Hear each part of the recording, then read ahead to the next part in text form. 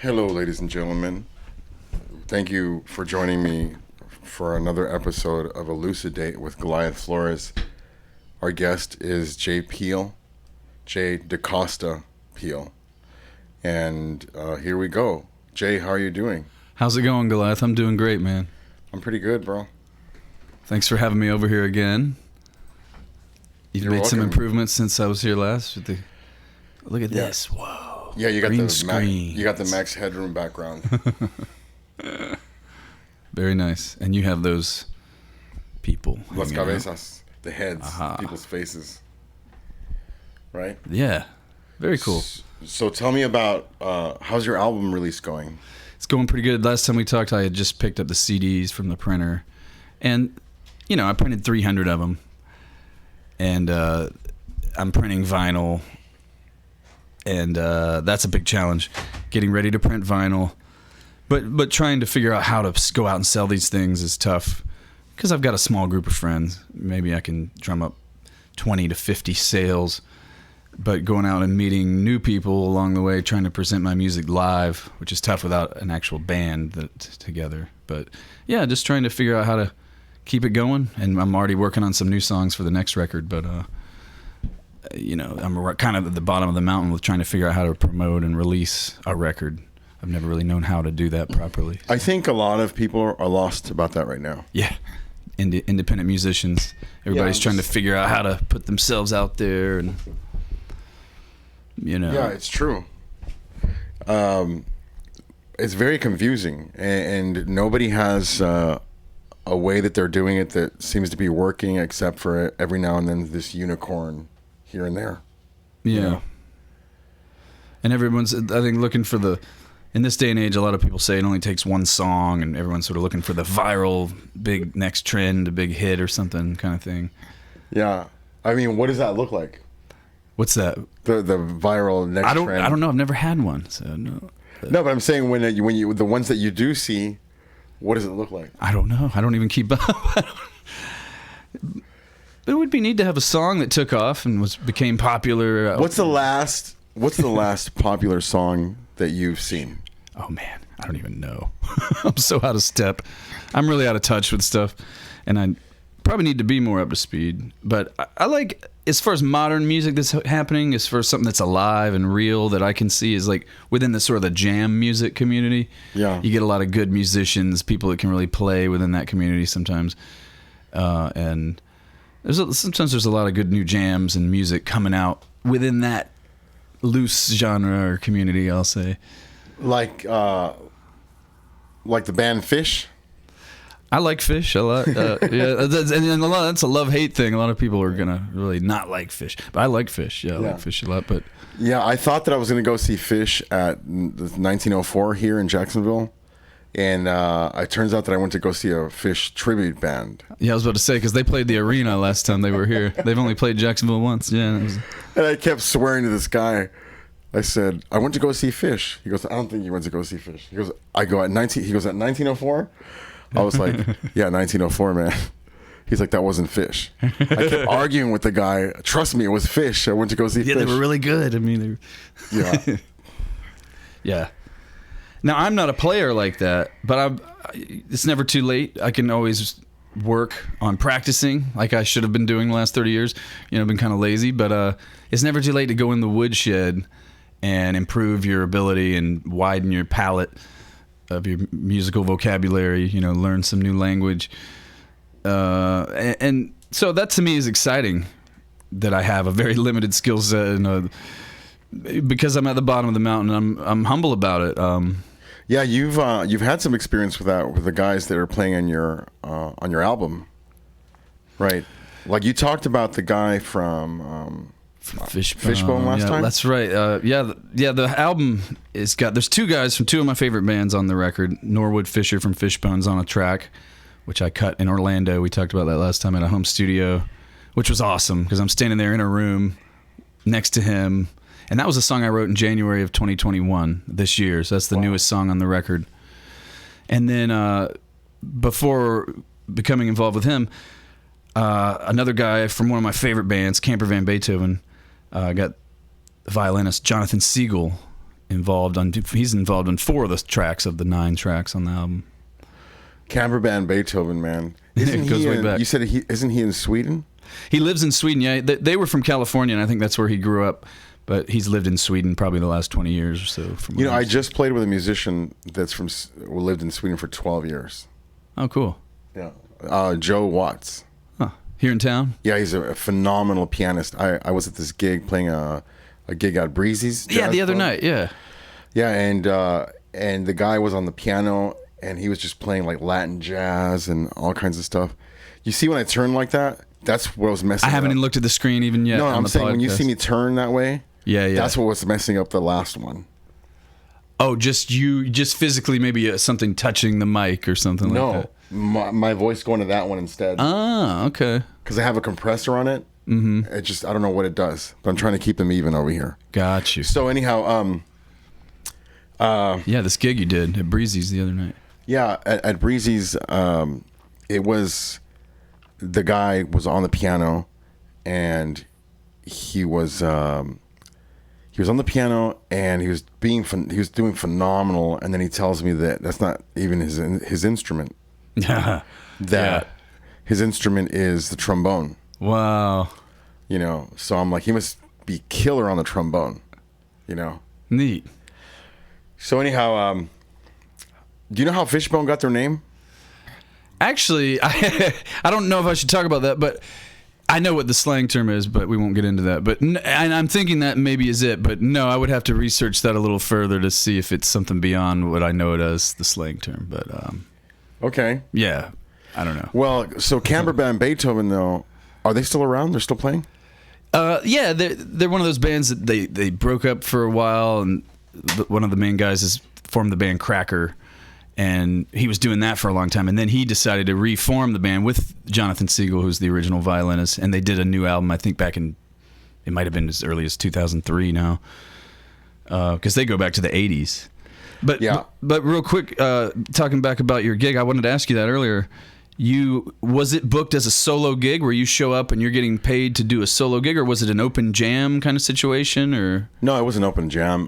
Lawrence Buckner, the bass player, he called me and said, "Hey, man, I want you in on this gig. It would be a good fit for you." And he was there too? Yeah. Wow. It was Lawrence Buckner on bass, Henderson Olivares on percussion, and Joe Watts on the piano. And they're just like Henderson's drumming. Have you heard his drumming? I don't know. I'm not sure. It's just amazing, man. Wow. Like he's played on stages like all these guys. And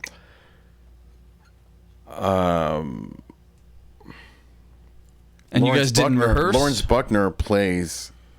He gets hired to play like in Russia. Oh yeah, he's phenomenal. Yeah. Right, and he goes all over the world. And so he asked you to be a part of this gig, and did you guys rehearse a repertoire in advance? Just showed up? It's just so pro, dude. I mean, of course, if we would rehearse, it'd be even better, right? But it's just so pro because, once you know music, man, you know that the music isn't going to stray from a certain formula.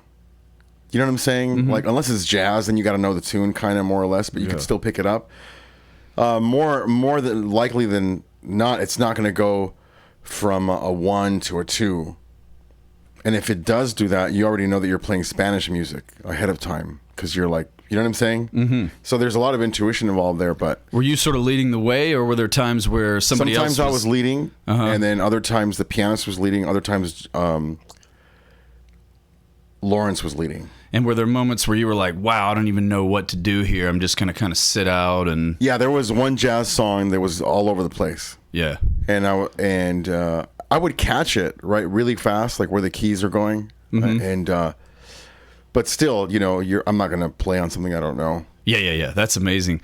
To even be able to notice the changes and all that is amazing. And I really envy musicians like that can quickly jump on stuff and just know how to be like, oh, we're in F. And there was a lady in the audience that got bored with my songs because she goes, that was that 9, 6, 5, 1, 9, 6, 5, 1, and I'm like, she's counting like the chord changes. Huh. I'm like, what? You got to have 12 chord changes for it to be interesting for you? Wow. Yeah, boy. Hecklers. Yeah, and she's the owner. Oh, wow. I think she's the owner, but she's obviously she knows her music. Well, I wouldn't want to play there with my stuff. No, I'm just saying it's a different style. Yeah, yeah. So. No, that sounds really cool, man. That sounds like a fun gig. Got Yeah. to play with some badass cats. So, were you intimidated playing music, even if there was virtual with the guy from Camper Band? No, with him, I met him at a show at Jackrabbits here in town. Well, briefly met him in Orlando because I saw him a couple nights prior to the Jackrabbits show, and then started conversing with him more in Jacksonville. And we just sort of hit it off. He's just a really down-to-earth guy, and was talking about maybe going to Europe and floating around with my acoustic guitar and doing some gigs. And he was like, "Oh man, I can get you a gig in Sweden. I know this coffee house." And I was like, "Wow." And so I was thinking about that for 2020. And then, of course, COVID came around, and I took that off the docket as a possibility of going to Europe and playing around, of course. Yeah, they'd be playing you in Kronos. What do they have over there? Kronos? What's that? Swedish money? Oh, yeah, right. Chrono, right. yeah. And so then I started talking to him about doing some music together, and he makes a lot of weird abstract music like I do. Mm-hmm. And I said, "Hey, and he goes, 'Hey, nobody has money right now. It's COVID. I'd love to work on your music if I have time.'" And so we started to work out an arrangement where we were just working on music together. And then I wanted to sort of put it maybe more on his front burner. So I started offering him some compensation because we're all musicians. We're all looking for opportunities and gigs. Yeah. And this guy's from one of my favorite bands, and he's offering me a really incredible rate. So I just started even though he was offering to do some stuff for free and collaborate, which was amazing, I right off the bat, just after we did a little bit of that, I sent him some of my songs. You're a little bit hot. Okay, thank you. Yeah. That's good. Should have been noticing that. No, that's fine. I was just a tiny bit. Yep. So, okay.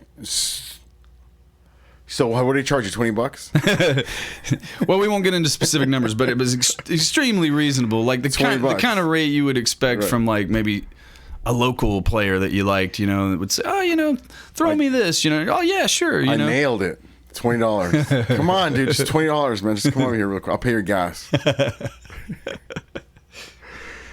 I've had situations recently where people are like, I'm following them on social media, and they're talking about the arts and the importance of the thing, and then whatever. And I'm like, yeah, that's awesome. And then like a month later, they hit me up to play a gig at their place. And they're like, yeah, but it doesn't pay. Yeah, oh boy. Exactly.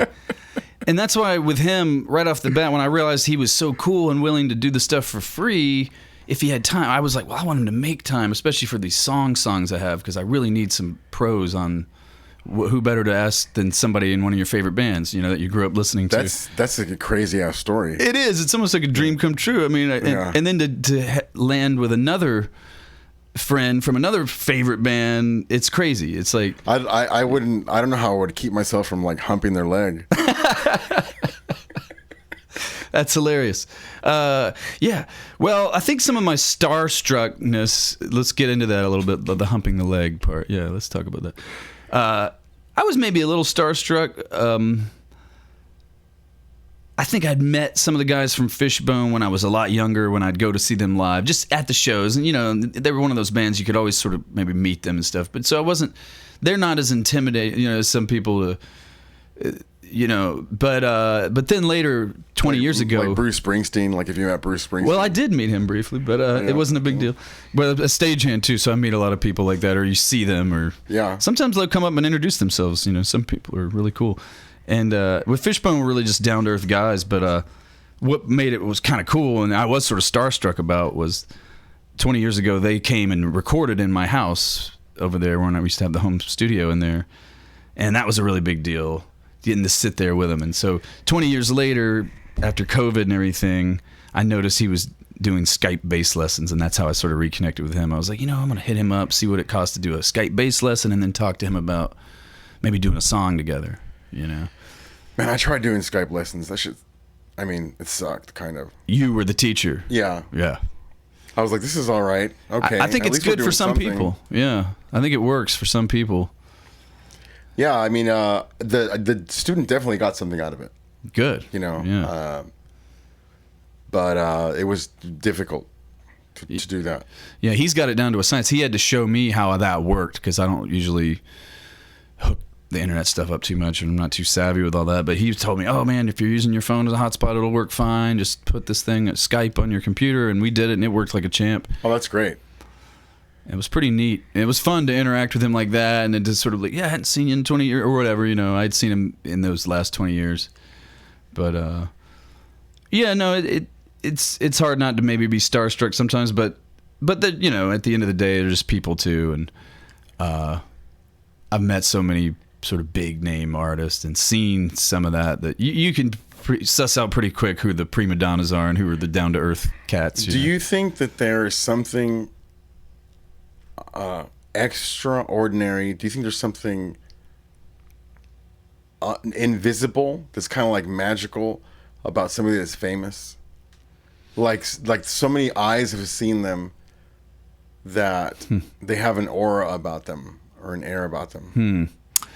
Wow, maybe some of those people became famous because they already had that, and then maybe some people try to create that illusion. Once they get some attention, they try to like, oh, let's create this mystique now. This sort of right? Yeah, well, I mean, I know both ways. people on my Instagram that they're musicians and they're coming out of limousines, but it's not really their limousine. It's not working for them.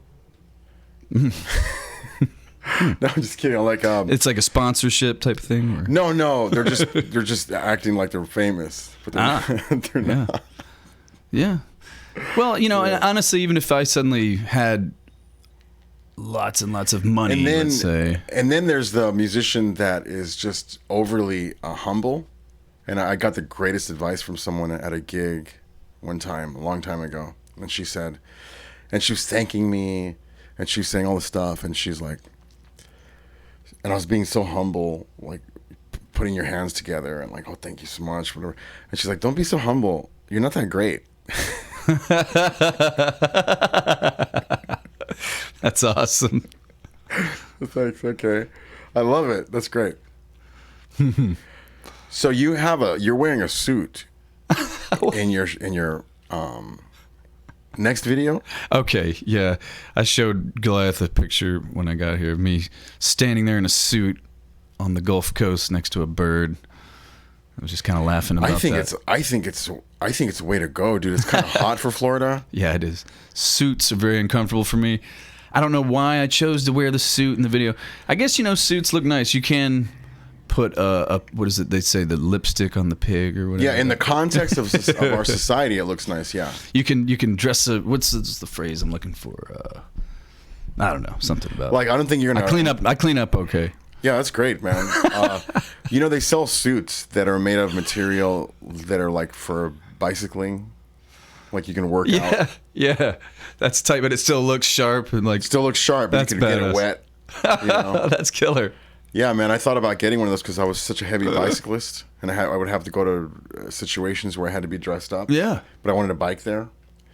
Like when I was really, really into bicycling, I went to a gig at the Commer Museum on my bike. Nice. Because they had the sound set up, and I go, oh, wow, so you just had to put your guitar on your back, and that was it. Nice. Biked over there, over the bridge and everything. I was the best. I loved that. It was one of my favorite things that I ever did. I miss playing there. I haven't played there in a while. Going to my gig on a bicycle. Yeah. Oh, yeah, that's awesome. Yeah, man. I would love to be just a trumpet player or something like that, where you just have that small case, or a badass harmonica player, you know, or something where it's like you just show up, you've got your little instruments, and that's it. But so the kazoo. And really, my voice is about all I have. I mean, I'm not a shredder. I'm not a guy that has any licks or tricks on the guitar. So then you would really want Bobby McFerrin's gig. Unnecessarily.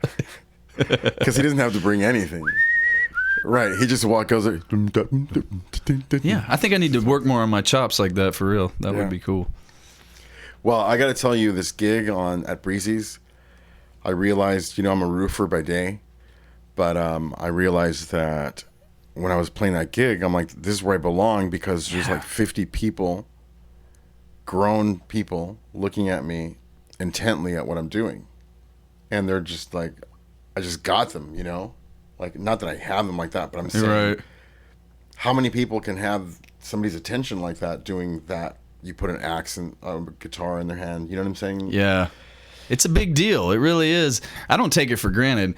I know I have a limited skill set, but I also know that that is a serious role to be in, even if you're just playing at, you know, a little restaurant or wherever, you know, an outhouse, you know, you could be playing anywhere, you know, but if there's a public announcement about it and you're playing in a public venue, it's a big deal and it's really cool. I don't take it for granted at all, and I think it's special that we get to go and do that.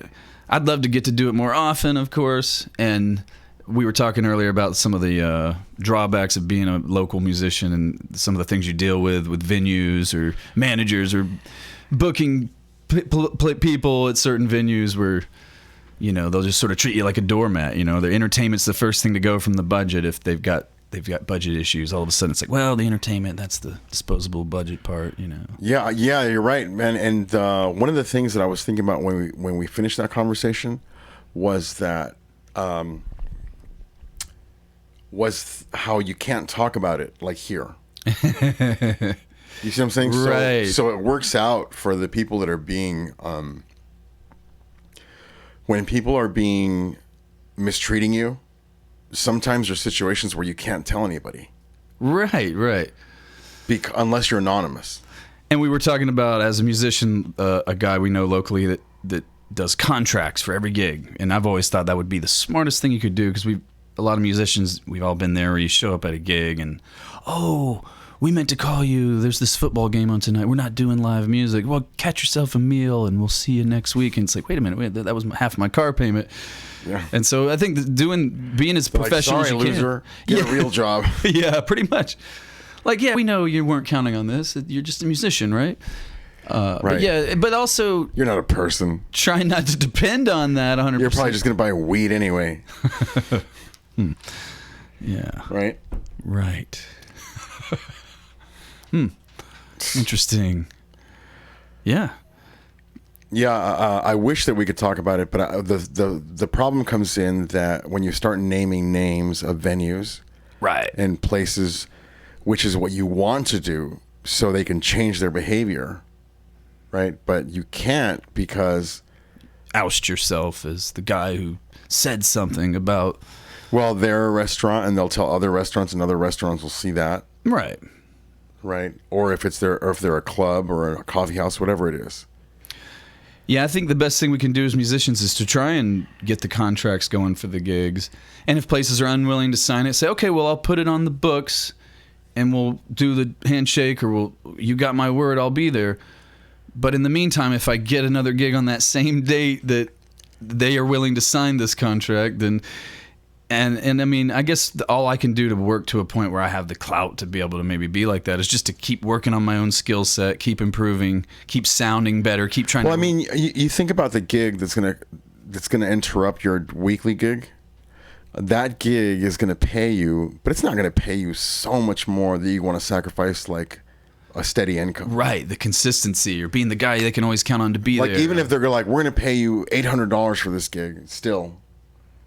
Like, that one's going to come and go, and then you're going to have to break your word and all that stuff. Right. Oh, it's so tough. So you got to have, I think that'd be cool to have in that contract, maybe allowing, maybe on both sides, one cancellation.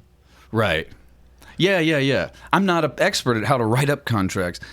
I recently was told a friend to pass my number on to a lawyer friend that I know. I said, tell him I'm not in trouble. I'm working on, pop stardom here, and maybe I would need his advice, and possibly in the future, 'cause I'm sure if the guy's like, oh, why does he need you to give me his number? He's probably in trouble or something. But I think it would be smart. I mean, I would love to have, a lawyer or a manager or something like that. But then, is that really what we all want? Is managers and lawyers? I just signed with a management company. Oh, did you really? Yeah. Wow. For getting live gigs, or? I don't know. They're going through some turmoil right away, apparently. Are you serious? A little bit. Well, okay. But what are you going to do? This is how it is. Like, it's just, stuff happens. Okay. And but I'm just being patient, and I think that we can work together and do. I know that if there's another grown man or a woman who is trying to help me do what I'm trying to do, that it's going to be much more beneficial than just me. Yes, it takes a team, man. It definitely takes a team. And especially if someone like me, there are some musicians that I feel like you're one of those people that you can just, you can sit there just with you and the guitar, no loop pedal, even though I know you probably use one a little bit like I do as well. Yeah, they are really nice to use sometimes.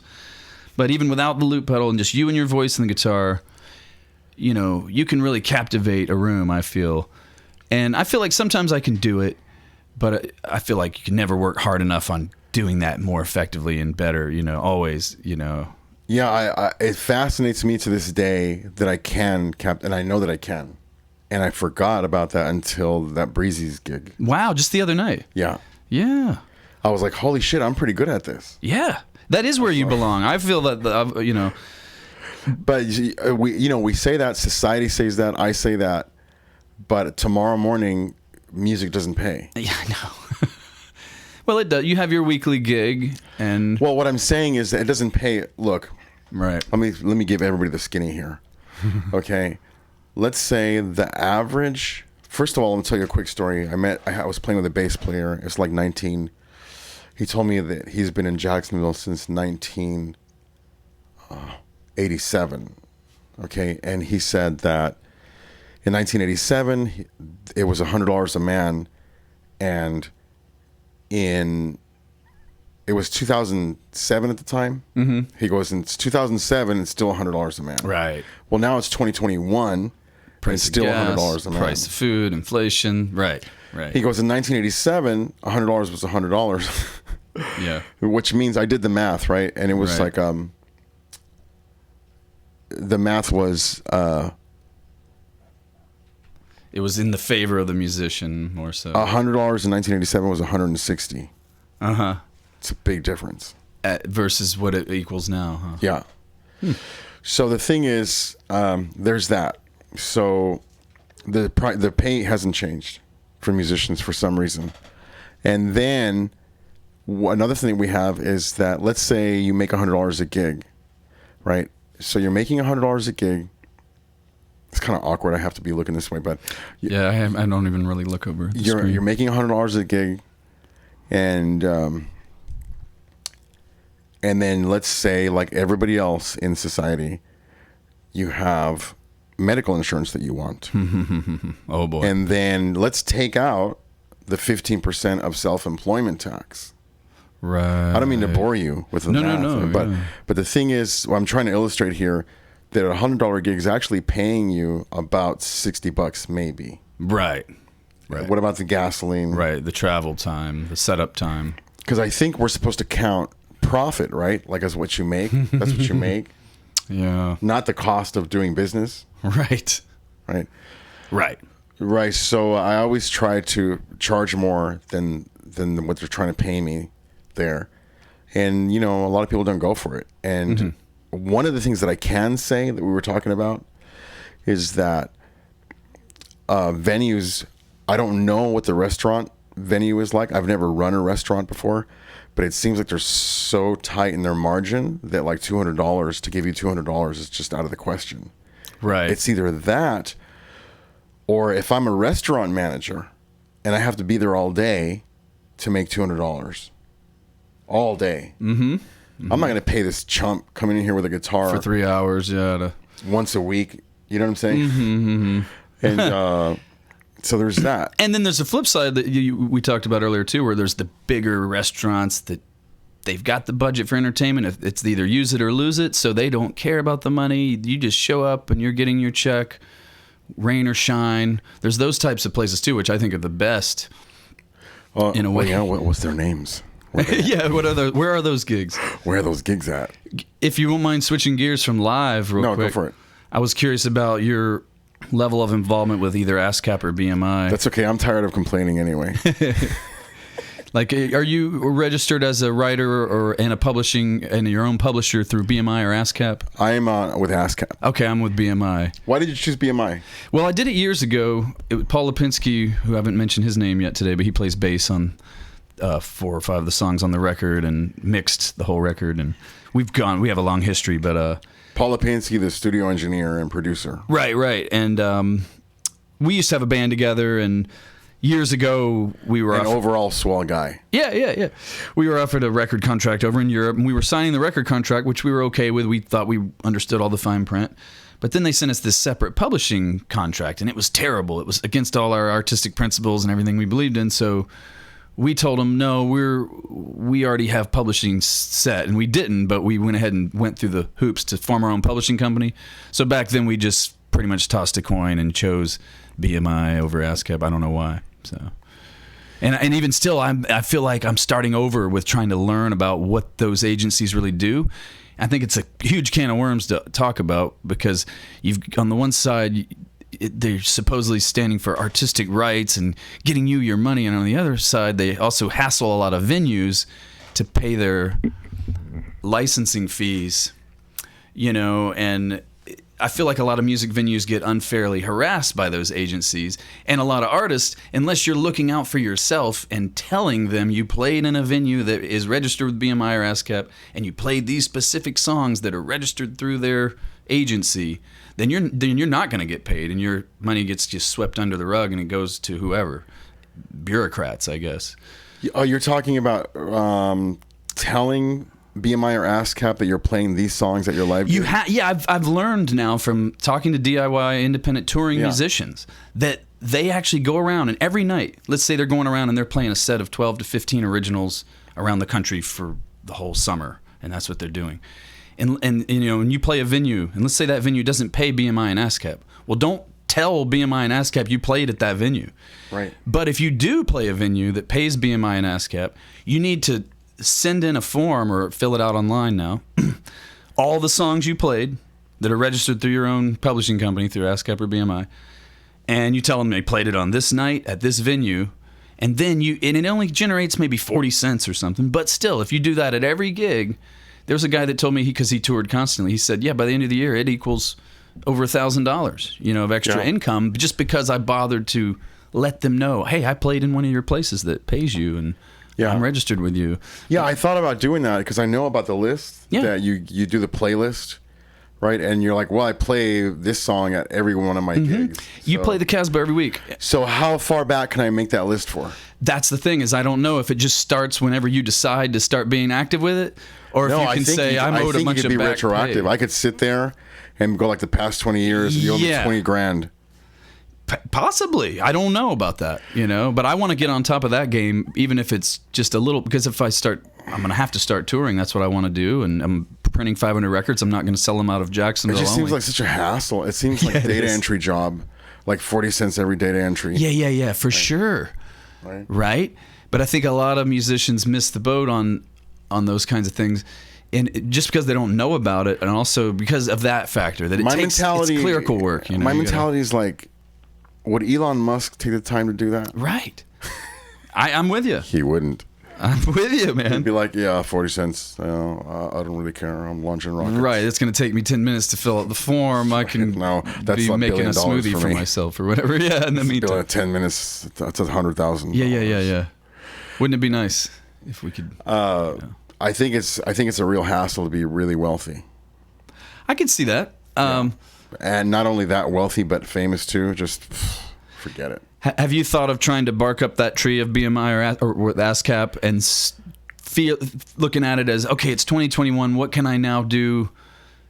I feel like there's maybe some opportunity there, and I also feel like things have changed so much. It might be something that I'm learning about from square one. I don't want to say anything against BMI or ASCAP because I'm afraid they'll come after me. But the thing is, I think it's weird that they hassle venues, restaurants, to give them money every year. Mm-hmm. Yeah. If they're just going to play the radio. Yeah, it's really strange. They say, if you're going to use music at all, you've got to somehow pay us because we're the authorities on that. Yeah, and they don't know what you're playing. Right. And there's so much music available that they funnel you into, okay, well, you have to use our networks or our radio stations, or it's weird. Yeah, it's kind of mobsterish. That's what a venue here in town, they refer to them. Play some music. You got to give us some money if you're going to play some music. They refer to them as the music mafia. Yeah, is the money going to go to the artists Sure, it's going to go to the artist. Of course, it's going to go to Right. the artist. At the bureaucrat. I saw a picture of your headquarters in New York. How much does that cost to maintain over there? Well, we got to maintain the company. It's like we got to have that. Why don't you guys move to like the middle of nowhere, Oklahoma, so you can pay the musicians more money, right? Right. Instead of being. But anyhow, Yeah. the whole thing is, I wish that the publishing thing was working for me. I make SHIT money online, Right. like with music. I think that I max out. I think I make maybe $40 a year for my streams. That's pretty good, though. I mean, considering. I can't believe you said that. I know it's terrible. No, I can't believe you said that. Not you personally, but because this tells me that there's this scene in the movie 1984, Oh boy. and then the guy, I can't remember his name, the lead character, we'll call him George. Winston. He walks into the mess hall, and then he goes sits down with his friend, and it's like, I don't even know that this is meat or not. What he says, and then his friend is like, oh, it's double plus good. It's like, you don't want yours? Here, I'll eat yours too. It's like, it's just awful soup, whatever it is. And that's where we're at. Yeah. Like, I hear other podcasts, like Do It Yourself DIY from CD Baby. Mm-hmm.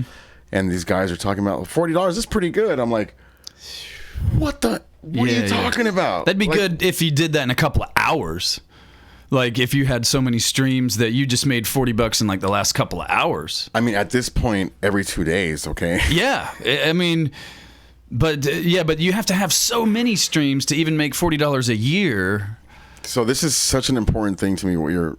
This topic. This crossroads you've gotten to. Yeah. The whole link merch thing, if you're watching the video, you see the logo up there. This crossroads you got to is because... I mean, I have so much to say about that, I can't remember what I was going to say. Yeah. I know what you mean. I guess bringing it back to one thing, just to selfishly bring it back to my album and name drop something in there.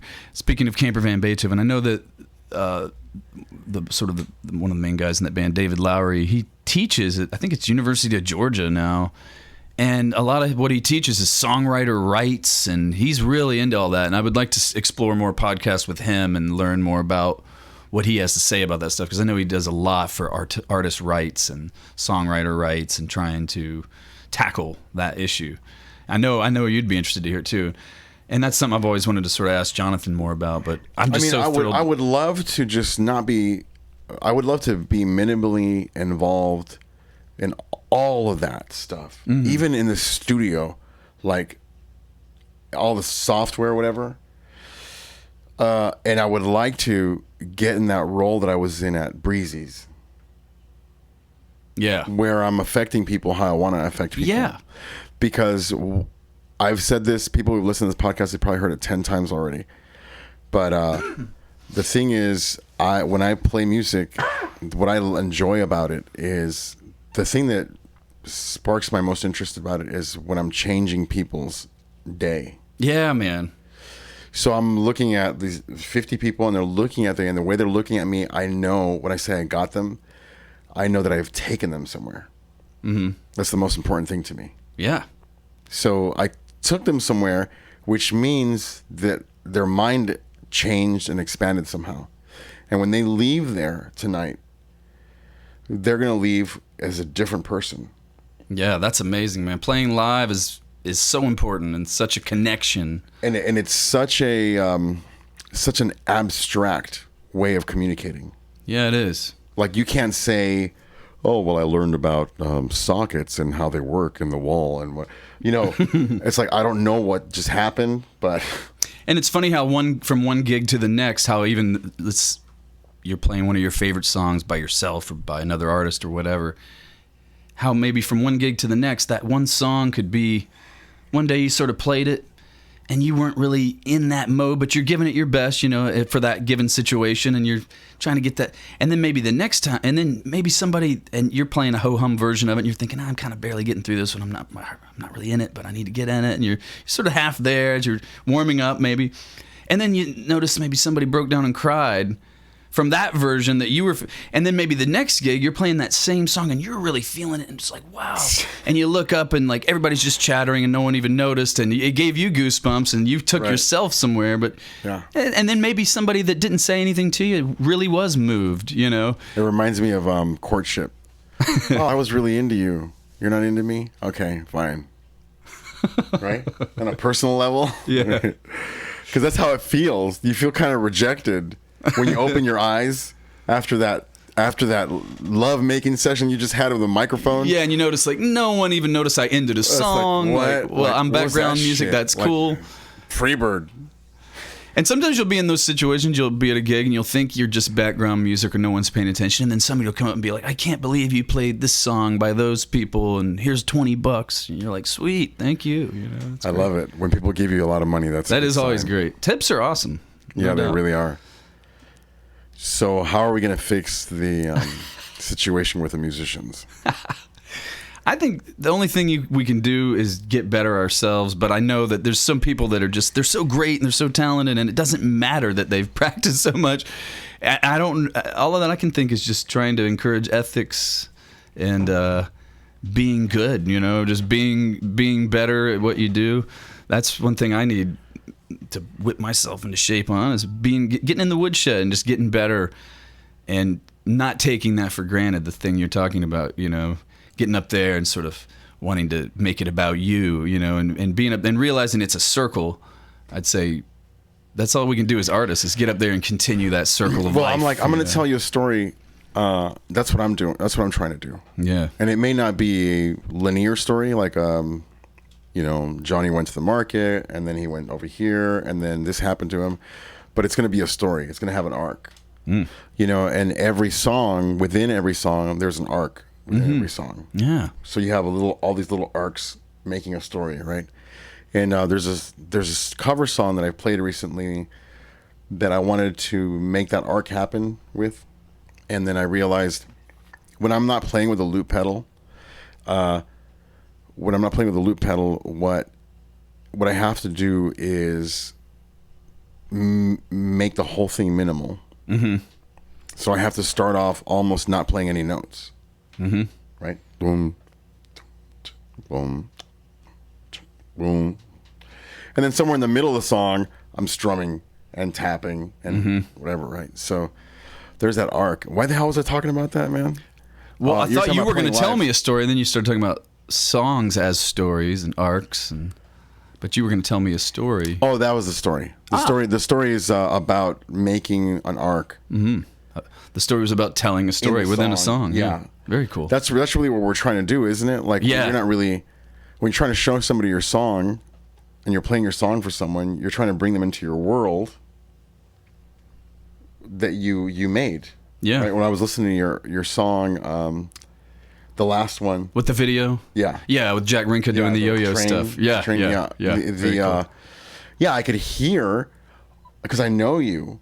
Right, I'm like, oh, this is Jay's world. Like, Jay has invited me into his world, you know. And I don't know how much people are going to connect with it, or who's going to connect with it, or whatever. But I can see that that's happening, and I was very happy about that. Yeah, cool. You know, because there's other people's songs that I listen to, and what they're telling me in the song, and they're like, I'm trying to make a hit, and I'm trying to make a pop song, and I'm trying to get famous. Yeah, you know what I'm saying? Yeah.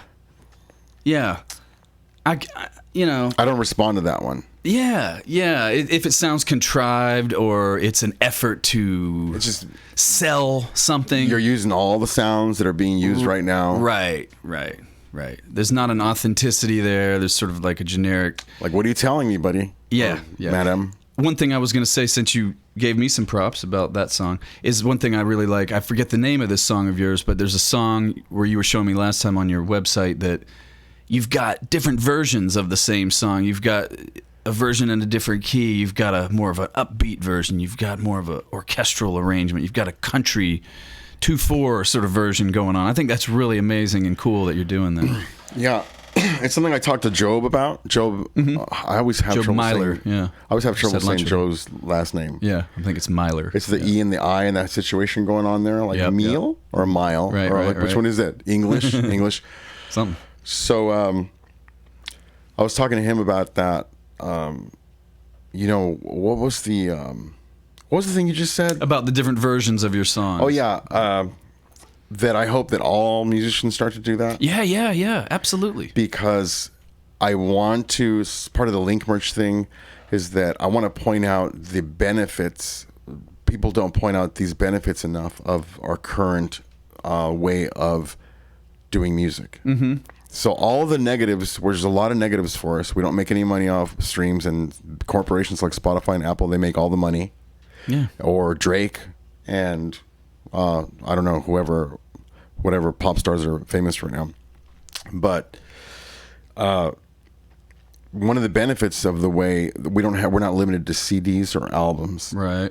And that means that you can come up with as many iterations of your song as you want. Right. You can take the bass out. You can have somebody else sing it. Right. Mm-hmm. If nobody responds to this 1, 2, 3, 4, but they respond to 5, guess what? Yeah. That's the only one that people are going to hear. Yeah, and in fact, I think some of my songs, my album, I'm having a hard time joining this Link merch thing, or not Link merch, but DistroKid thing. I joined Link merch is your thing. Yeah. But I'm having a hard time figuring out like which genre to, saying, oh, what genre is this song? And it's like, oh crap, I don't even know. Like this song was influenced by samba. It's not a samba song. It doesn't belong in that genre, but that's what really drove it. That's what inspired it.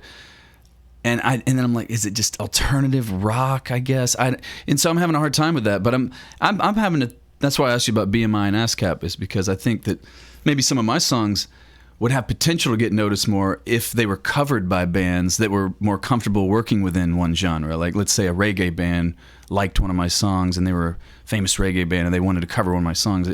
I think it would have a chance to do better, not just because the band was already famous or something, but just because maybe some of my songs lend themselves more to being in a familiar turf or a genre. I'm trying to not really fit into a box. There's no reason to not pursue that. Yeah, it's fun. I mean, you've written the song. Unless you want to be the one, I'm the one. Yeah, this is my version. Yeah, no. And in fact, I missed that about, I wasn't alive in the 60s, but you noticed in the 60s, and even in the early 70s more, there were a lot more artists that wrote songs, and a lot of people covered other people's songs. Like the way Prince wrote so many songs for so many other artists. And I don't see as much of that anymore. It's more like the songwriter's trying to be the artist too, and just look at me, let's advertise my stuff on top of everybody else's. When there should be more interaction, where it's like, wow, that's a really great song. I can imagine this metal band covering my song and it becoming huge in that community, just because that band were to maybe play my song. It was a band that liked one of my songs. That's what kind of started giving me the idea. I was like, you know what? Some of my songs need a horn section. They need this band to play it. They need LPT, the local band, to cover one of my songs to give it that life that band has. And yeah, I wish I had my own band, but I kind of do on my record, but not live. But it's coming. Well, you would have to ask them to cover it if they would want to cover it. Exactly. Or they would want to cover it. I'll tell you, I was very flattered. One time I walked into a cigar bar, and somebody was playing one of my songs. Wow. I was like, that's amazing. And then they were not being apologetic, but they felt awkward. Sure. And I was like, did they give you credit, or did they try to pull it off as it was their own song? They weren't trying to do that. Okay, good. Yeah. But I don't think they mentioned who it's from, but they wouldn't know who I was anyway. Right. But he goes, oh, I really enjoy it. I love that song. I enjoy playing it. And I like doing it with a sax player he was playing with. And wow. That is cool. Yeah, man, and it's only happened a few times for the same guy that I've walked. Right. He's like, you mind? I go, no, not at all. Yeah, it's actually kind of awesome. Just tell ASCAP. Yeah. So I can get my 4 cents for the night. Get my 40 cents. Or 0.0004 cents for that one performance that one night. Yeah. Yeah. Interesting. So the compensation is important for musicians. That's why I was going to say earlier about working with Jonathan Siegel, because he started out, he was so cool, just willing to work for free. But it got to the point where I was like, man, I want him to make the time to work on my songs. So I'm not going to take advantage of the fact that he's that cool, because especially when I found out his rate, it was such just a brotherly rate that it was like, wow, I can get this guy to play on a song for this amount of money. That's crazy, And I'm like, why? I would almost want to give him 5 times that each time, but Yeah, that reminds me. I like your brotherly rate thing. Yeah. Because I'm trying to figure out how to sell roofs to churches because they have big roofs. Sure. And I'm like, I'll give you the brotherly rate, Yeah. Well, brother. Well, I'm trying to think. I'm sorry. The religious No. rate, maybe. The brotherly rate. Yeah. Hey, hello, brother John over here, and brother Jay would like to speak today to the congregation. Right. Like the brotherly About rate. these rates. Yes. Brother Jay will give you the brotherly rate for being the music director at your church, and I will give you the brotherly rate for putting your roof on. Dude. Just hit me up. That's it. I'll tell you. Yeah, I can't help it, but it's always on my mind. The whole thing is about Link merch, which I hope that we get to do this venture. We will. Yeah, we got to get my album up. And I got to tell 24-bit you, version it's here in the next. It's gonna be, what do I call it? Not amateurish, but it's gonna be a new thing. Yeah, it's a page out there on the web. Yeah. Yeah, but it's a new thing, and the thing is, over the next year, this is something that I'm going to try to develop as much as possible. Man, I'm all about it. And all of my new music this is how it's coming out. I've already said, my third single from my album comes out on my birthday, which is next week. But there's 9 songs on the album, and we can get the whole album up on Link merch, like even prior to that song coming out next week if you want. And you know, and because I love the idea of printing stickers with the QR codes like you do for Link merch, to have people like, hey, you want to check out my album? You want to check out the 24-bit version? You go to Link merch and you hand them something like a sticker, or they buy it. Yeah, I'm going more hardcore with mine. I'm going like, you can't hear this shit anywhere except here. Right. That's great. Like not on Apple and not on Spotify. Yeah, I want to get it. I like that initially. Because for the Link merch. $40 a month isn't worth me not trying to forge a new avenue. Right. I mean, $40 a year. Yeah. I'd rather forego that, even if it was $100 a year. Right. I'd rather forego that and try to forge my own avenue. Yeah. And guess what? After a few gigs, after 2 gigs, I made those $40. Mm-hmm. For sure. Yeah. For sure. After 1 gig, probably. Yeah. You know, so there you go. Do you just have one sticker company you're working with so far? Have you tried other sticker companies? I'm curious about that. It's all very. There's only one sticker company I've worked with. Okay, but I was just curious. But it's all very. Everything's conceptual still. There's a lot to be. Have you noticed, applied. just because this is a big factor that's important to me, have you noticed with the sticker company you have worked with that they've stood the test of time? If you put them outdoors on a stop sign or something, they're vinyl. The rain and the sun is not okay. Yeah. Good to know. Yeah, because, they're vinyl. well, they've been out there in the rain. Yeah, They've been out there in the sun. Well, good, because I'm excited about that. But just like anything, these things will have a shelf life. A shirt, a sticker. Even a QR code, even a link. Yeah. Yeah, and they're going, like a website will close down and it's no good anymore. Right? Or they'll change their URL system and it's no good anymore. You know? And so, you know, it's not permanent. You know? Yeah. That's part of the reason I'm printing the 500 records, which is still seems like a weird ephemeral thing. You're only dealing with 500, which is a lot. 500 is a lot for me as an independent artist to have. Yeah, I can. I'm scared crapless of that, you know, to have those. But I'm gonna do it. I'm investing. Where are you gonna sell the records? Online? Oh man, you know, I'm gonna have to travel and play and do it 1 gig at a time, and it's gonna be slow and steady. Dude, you're gonna get so good at it. It's gonna be so easy to sell records in person. That's going to be the main place I would rather sell them. Of course, I'd love to ship one off, and somebody wants to pay shipping, and then I'll do that. But I'll do my best to do that. But I really just know that I need to travel around, and that's going to be a plan where it's like, okay, I'm going out for 19 days, and this is what I'm doing, and I'm taking this many with me, and the goal is to sell all of them, and to even sell out, to be like, oh, I wish I'd have brought more. I have a question. Excuse me. I had a possible gig that was coming up. It could have happened, but it was canceled because of COVID. Again. Oh, yeah. Oh, recently? Yeah. Oh, boy. Yeah, well, there's that whole second wave and all that everyone's talking about. I mean, I know people that work in the hospital, and and even though the people that I know and trust that work in the hospital, they told me what's going on. They're treating patients in the hallway. They're staying overtime. It's getting more and more people. 95% of them are not vaccinated and they're younger, 30s and 40s, right? I said that to a couple of people, and that I don't know that well, and they said, I don't believe it. So that's where we are. Yeah, wow, that's a can of worms. I don't know how to respond to that. I mean, wow, it's a can of worms, man, and I don't think we have the words for it. I don't think anybody has. Don't, and I almost hate to admit this, but honestly, with that whole issue, with important stuff, with vaccines and with safety and all, not even so much with basic safety, but as far as it goes with vaccines and all, I got to be honest, I am on the fence with that issue. I don't lean too far one way or the other.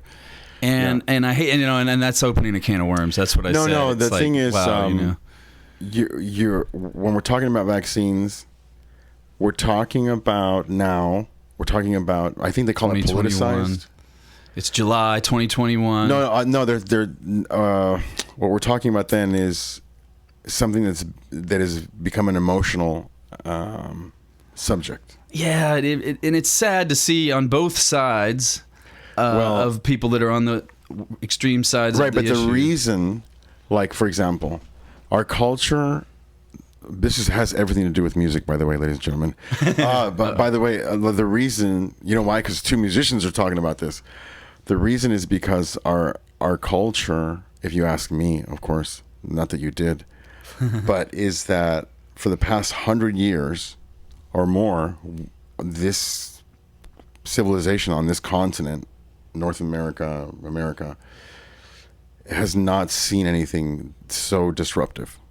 That means that there's not really anybody alive to give you an account of what it's like to live through the 1918 flu. Yes, something that on a worldwide scale like this. It's something that came to my mind was September 11th, 2001, but that was very a national thing. It wasn't like a thing that suddenly over. It changed the nation completely. Right. It changed the nation, and yeah, I've never seen a pandemic in my life. Well, the thing is, there's that, and then so what's happening to us psychologically is that because we've been so successful, unremarkably successful. If you take a 100-year chunk, and you look at the past 100 years, and then you go back 100 more years and back 100 more years, and you'll see some major disruptions. Yeah, we just have this luck, right? This lucky century, right? Right. And so one of the reasons that we can doubt the vaccination process is because we don't know anybody with polio, and we don't know any kids with measles, and we don't know any. But in Oregon, there was an outbreak of kids, and they were in a lot of pain. Recently with COVID, or because of not vaccinating for these diseases that have been eradicated. Oh, some of these old school ones that have been around. Yeah. Yeah. So nobody's vaccinating in Oregon. So then kids started getting measles and things like that. And then people are like, it's not a big deal, but it's when you see your child suffering at the hospital, right? Yeah. It's not like, oh, we'll take care of them at home. Right. It's like hospital level. Anyhow, I don't think we can get around it. We just don't know as a culture, you know? Yeah. I'm going to go get all the vaccinations that I can. You haven't done it yet? Reasonable. No, I got COVID. Right. But I plan on going tomorrow to get the vaccine. Mm-hmm. And the thing is, I'm not afraid of it. I just find it fascinating that people are more afraid of the vaccine that came out of science laboratory than getting sick. Because they think it's natural. Well, right? It's funny. I have a friend who got COVID and barely noticed it. He was one of those people that didn't suffer much from it. He had a day of a headache or something. His toe hurt. And now he absolutely refuses to get the vaccine because he's had the antibodies up to 10 months later. And he's sort of in with this science crowd, actually, with a guy who helped make some of these tests and vaccine in the early phases of this. And even from that guy's perspective, he told my friend, if you had COVID and you recovered and you survived it, there's really no reason for you to get the vaccine. Now, I'm not saying that's good advice. I don't know. Some of my friends are being hesitant because they're just lazy. They're afraid of needles, something really simple like that, or just don't like to go to doctors. That's just kind of where I'm at, too. It's some basic stuff like that. I'm not questioning the science. I'm not raising any red flags as far as, any huge conspiracy theories. Well, I mean, it tells you a lot about who our Western culture has been to the population, that people doubt their authority to the degree that they would think they were sinister enough to deploy something that would harm people. Yeah, that's... You see what I'm saying? Yes, yes. You could be like let's say the person who's right-wing Republican, and they're like, my freedom, I need you to see my chin all day long, right? That's what represents freedom now. It's going to be a chin. Yeah. So I need you to see my chin all day long. My freedom, that person doesn't realize that the culture of 15 years ago, 20 years ago, that they loved so much, let's say in 1999, they don't realize that they have doubt in their culture because of their behavior in other countries, with ethnicities back in history here. Mm-hmm. We all know what's happened. There have been situations where vaccines were put out with the best of intentions, and then they backfired and made conditions worse. And that has happened throughout the world in recent times. I mean... Yeah, I hear you. That's why I'm not an early adopter of any technology. Well, I'll just say... You get the cell phone first, and then I'll let you work out the bugs. Yeah. Isn't that everybody's philosophy? I don't think, and that's funny, a lot of people would think I need to wear a tinfoil hat, but I don't think cell phone technology is completely benign and completely harmless, like a lot of people will lead you to believe. I do believe there is a little bit of a risk in Elon health, Musk. Health factors involved with using that RF technology. And it's not just my own little cuckoo theory, but... That being said, I don't have a lot of grandiose conspiracy theories regarding the vaccine. Let's make some. Let's make some. Yeah, we could do that. Let's make some new ones. We could easily do that. Also, I think it's... I think it's a ploy by Jeff Bezos to just get everybody to stay home and buy everything online. Yeah. I've heard that one. I think it's okay I've noticed a lot of backlash from people who are really sold on the vaccine. Not that I'm not, but that are it's getting to the point where it's like, if you don't get it, it's your own fault if you die from COVID. And there's almost like a people that are such believers in the vaccine that they're sort of it's turning it around to be sort of a self-righteous, like, you're an idiot if you don't get it or if you question this. And it is somewhat new. It's a new illness. It's a new vaccine. Yeah, you could be a zealot on any side. Yeah. And so I hate to say again that I have to be on this balance beam fence on the issue. And it's not the fact that I have a lot of friends that are against it and a lot of friends that are for it, because I definitely do. I definitely have a lot of friends on both ends of it. And it's not that some friends are convincing me and some friends aren't. And they're all right. Yeah. It's just, I'm trying to make up my own mind. Maybe my excuses for being hesitant are lame, or I'm being a fool in some of my friends' eyes, or I'm being insane to even consider it in some other friends' eyes. I'm going to tell you, my predicament is that when 10 years ago, I was making assumptions about biology, and one of my friends said, you should study basic biology. Mm-hmm. So I went to the bookstore and got a book about basic biology. And then I realized how counterintuitive biology can be. Mm-hmm. Right? You would think, let's say, it's just counterintuitive. I don't want to give. I know what you mean. Yeah, it just doesn't. You think it would go this way, but it doesn't work that way. But it turns out, no. This creates another whole can of worms, and then this opens up that. Right, and so after that, just yesterday, somebody was telling me about vaccines and how they're awful, and. And I'm like, and who are you? And where did you get your degree? Yeah. Because there's people who have been doing this for their whole life. Yeah. And they think the opposite of you. Right. And I'm going to believe them instead of your YouTube watching ass, mm-hmm. right? Because you saw a video with Right. Jenny McCarthy talking about I don't know what, like, Right. you know, Yeah. and she showed you a PowerPoint and a video, and Yeah. I'm not It's saying, tough. yeah, I'm not saying that everybody who's doing that is wrong, but Right. Yeah, I hate it because I feel like now if you're even the least bit hesitant, it's like, oh, you're questioning science, you're a fool. do you want to start a band with me called Delta Variant? Sure, man. The Delta Variant, and we'll play blues, like the Delta style, like.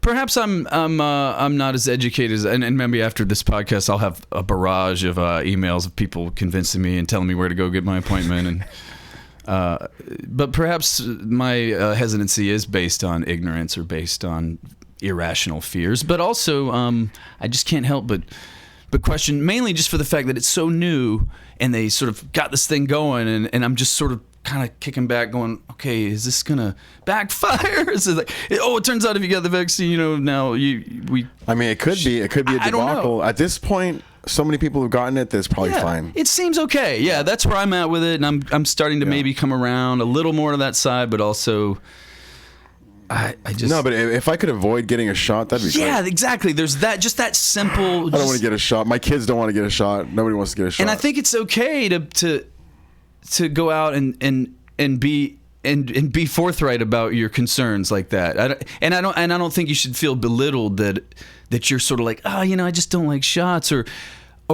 even, ooh, I kind of question this aspect of this type of vaccine or this ingredient. I think it's okay to do that, and there's not enough of that going on.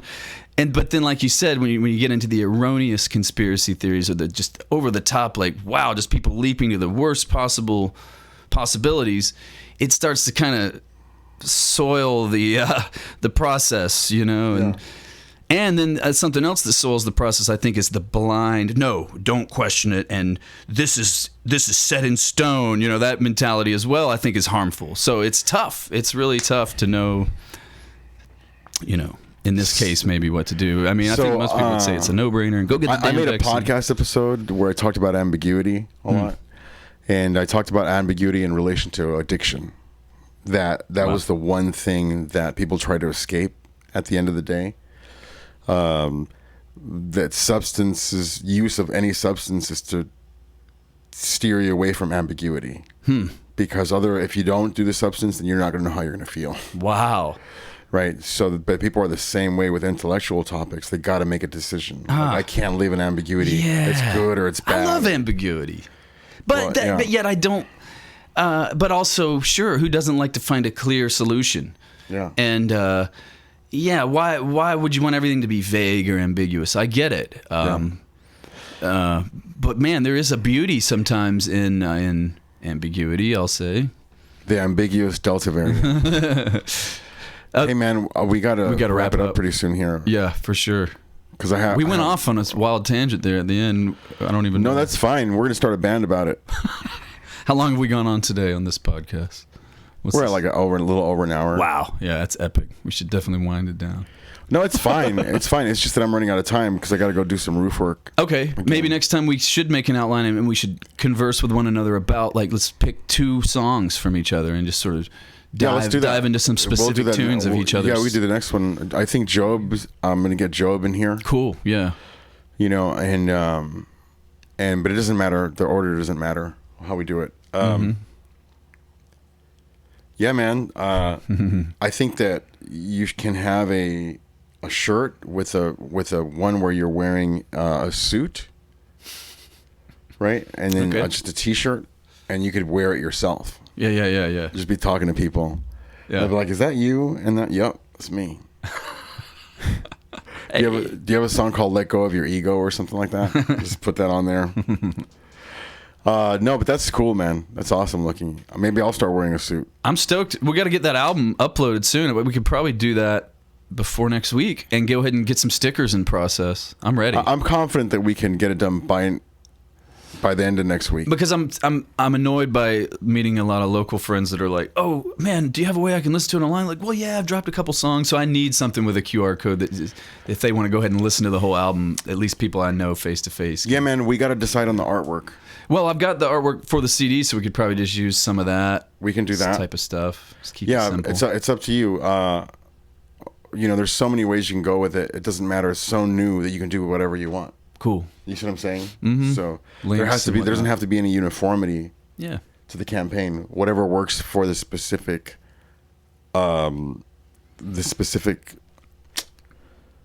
deployment, the specific item. The mission of whether it's a record or if it's a sticker, shirt, or if it's a sticker, or if it's a shirt. Yeah. Cool, man. All right, man.